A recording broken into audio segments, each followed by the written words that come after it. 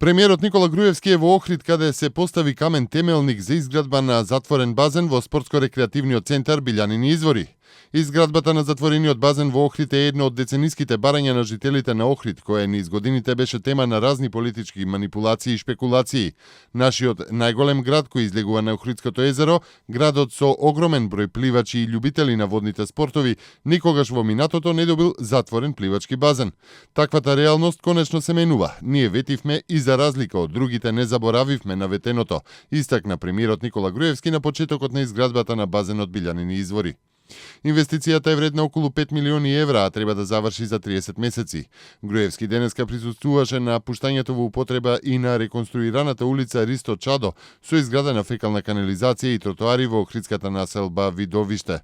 Тој потсети дека во изминатиот период и покрај тоа што претходниот градоначалник на Охрид се обидувал да ги блокира проектите на владата, успеале да најдат начин за изградба и реконструкција на повеќе локални патишта во Охридскиот регион.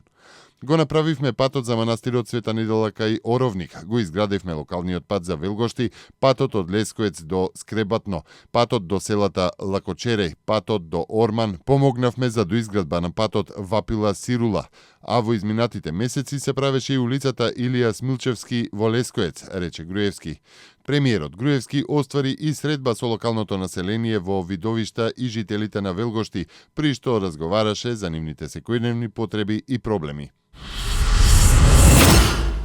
Вкупно 40 милиони евра ќе бидат достапни на македонските компании преку регионалниот фонд за иновации, чија канцеларија во Скопје од денеска и официјално почна со работа.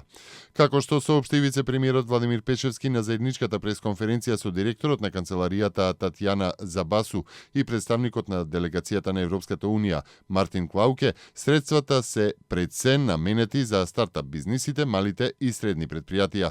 Македонија е прва земја потписничка на договорот за основање на регионалниот фонд кој освен во Скопје канцеларии има и во Белград и во Загреб. Македонската асоцијација на медиуми денеска објави дека опозицијската СДСМ и фондацијата Сорос деновиве преземале нови форми на притисоци врз новинари и медиуми. Охрабрени од тенденциозниот и заштитнички став од Европската унија кон нив, активистите на СДСМ и фондацијата Сорос овие денови преземаат нови форми на притисоци. Џабир Дарала и неговата невладина цивил поднесува тужба против новинари од телевизијата Сител за информации кои се темелат на официјални податоци. Активисти на СДСМ објавуваат фалсификувани Facebook постови од новинари на порталот Курир и се закануваат со физичко насилство врз новинари од порталот, се наведува во соопштението од МАН. Асоцијацијата наведува дека канцеларијата на Европската унија и на ОПСЕ во Македонија ги смета за соучесници и покровители на притисоците, насилството, заканите и попречувањето во професионалното работење на новинари од страна на СДСМ и Сорос и нивните ограноци. Европската комисија пак денеска ги осуди заканите по живот на новинарка на македонскиот интернет портал Курир и незиниот 5-годишен син од страна на активист на опозицијската СДСМ, јави дописникот на Македонската информативна агенција од Брисел.